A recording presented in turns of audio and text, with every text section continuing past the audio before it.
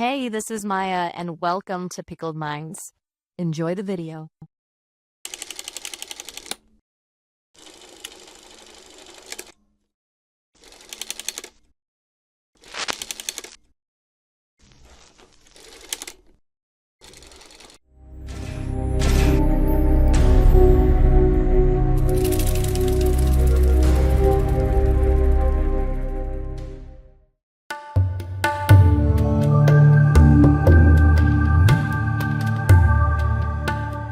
Today, we're diving into a story that's equal parts heartwarming and absolutely bonkers. The incredible true tale of 6 Tongan boys who were shipwrecked on a deserted island back in '65. Think Lord of the Flies meets Robinson Crusoe, with a twist. We'll be exploring how these kids built their own society, the challenges they faced, and the shocking turn of events that brought them home. So grab your popcorn and let's get pickled.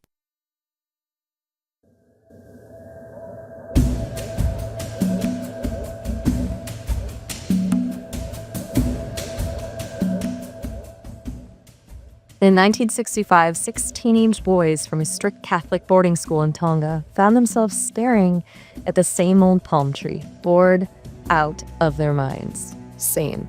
Stephen, Kolo, David, Luke, and Mano, ages 13 to 16, dreamed of adventure, of escape from the monotony of school and the suffocating rules of their lives. They whispered, "Wouldn't it be fun to steal a boat and sail off to Fiji?" It was a crazy, reckless idea, but they were young, brimming with that unshakable confidence that comes with youth and zero sailing experience.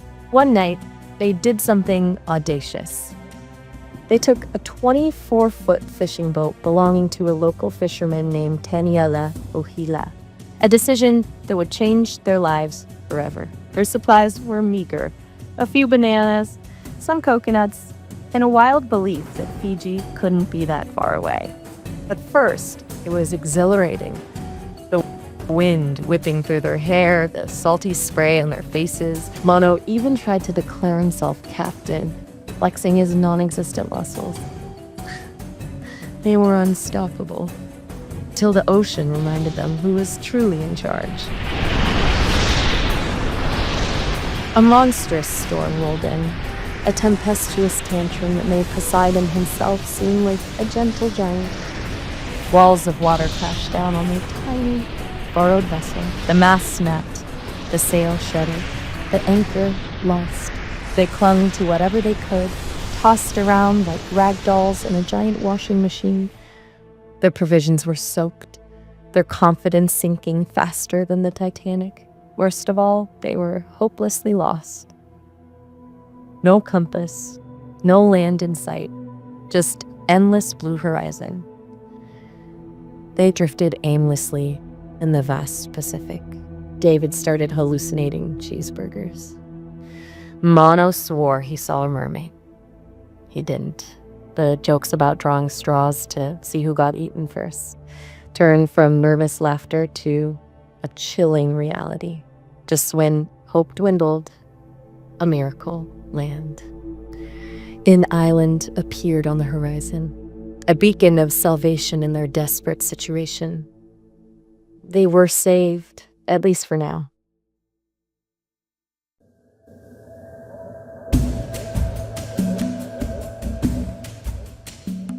These 6 kids, they washed ashore on Atta Island like flotsam, deadbeat dads, charging bulls in a china shop, the lot of them.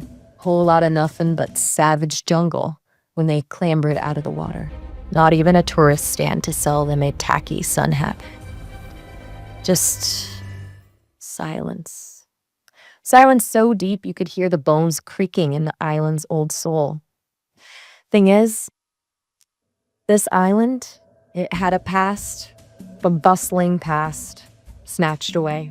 Surgeons, grave robbers, pirates, call them what you will, but they swept in like a squall and took the whole village. Left nothing but whispers in the wind. Or so they thought. These boys weren't just stranded. They were stranded on a ghost island. But Did they break down and sob? No, siree. They built their own dang civilization. First order of business? Food. Coconuts? Check. Birds singing on a line? Check. Fish jumping for a free lunch? Check, check, check. And then, like a heavenly chorus, they stumble upon a whole feathery fiesta. A chicken colony. Wild and plump. Now, these weren't supermarket chickens, understand? These were the kind that strutted around like they owned the place. Royals running amok. One good lasso later, and the Tongan boys feasted like kings. Their bellies full of clucking goodness. Next up, fire. Turns out, coaxing fire out of sticks and rocks is harder than winning a staring contest with a grizzly bear. They tried every trick in the book, and then some. Nothing. Until little Steven, bless his cotton socks, he gets a spark, a flicker. And then, baby, they got fire. With fire comes comfort, and with comfort comes ambition. And these boys, they wanted a palace, or at least a house that didn't smell like wet dog. So they scoured that island, handy as monkeys in a fruit stand, and found the bones of an old village. Now, some folks would call those ruins, but these boys, they saw potential. They rebuilt the whole dang thing. Imagine gingerbread houses, only built out of jungle wood, with palm leaves for shingles and old island vibes. And who needs a chicken coop when you got the whole island to yourself? These boys built one anyway. 'Cause why not? You find yourself with a surplus of chicken in paradise and you don't build a coop? Come on. But clothes, alas. Clothes were a problem.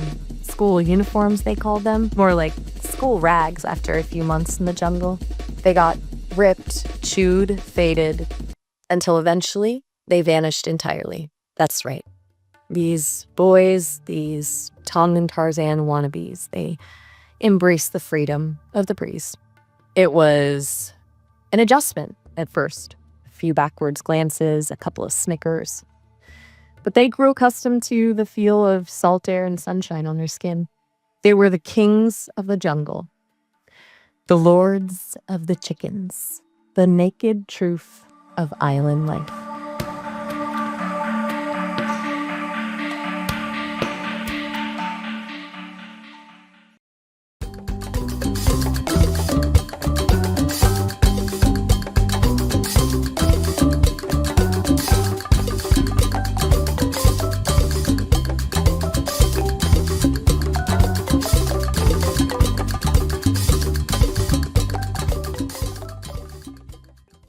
On that island, a revolution was brewing, but not the kind with muskets and swords.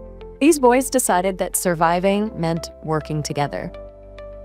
So they made their own set of rules, kind of like a mini constitution, but way more fun. If two of them had a squabble, bam, no talking for a whole day. Sounds harsh, but it worked like magic. By the time they could speak again, whatever petty argument they were having had fizzled out. They even took turns doing chores, which I gotta say is way more organized than my apartment. Imagine, one day you're the designated coconut collector. The next you're in charge of water duty. If you didn't pull your weight, well, good luck finding dinner that night. But wait, there's more. You know those crazy inspiring workout montages in movies? Well, these guys made their own gym out of rocks and logs. Talk about dedication. These boys were turning twigs into triceps on Ada Island. They didn't just survive, they thrived. Keep in mind, they weren't sure if they were ever going to get off that island, but they never stopped believing. Amazing, right?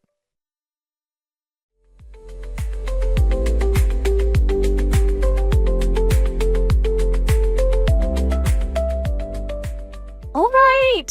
So, the boys, our weary but now buff heroes of Otta Island, are starting a bonfire. Just another Tuesday for them. But then, out on the horizon, a speck, growing larger and larger. Hop out!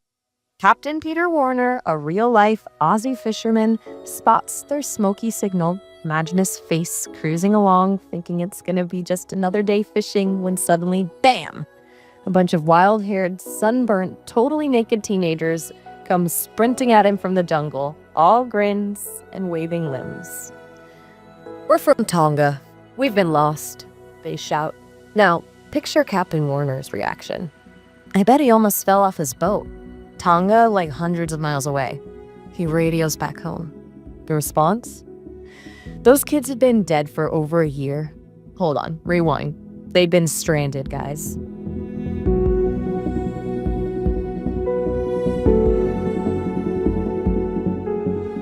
Back on dry land, they return. Cheers mixed with gasps. Everyone is in shock. But guess who's waiting at the docks, not all that happy?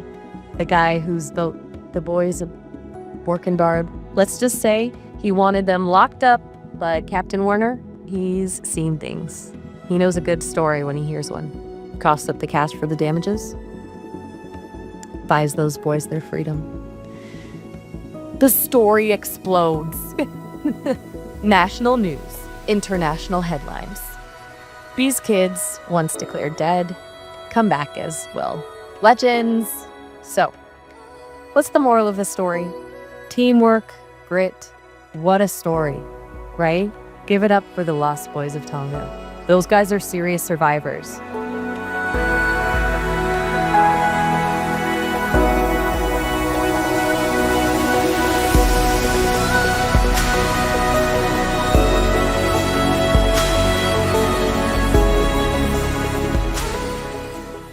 Don't forget to smash that like button, hit subscribe, and tap the notification bell so you don't miss any more incredible tales from yours truly.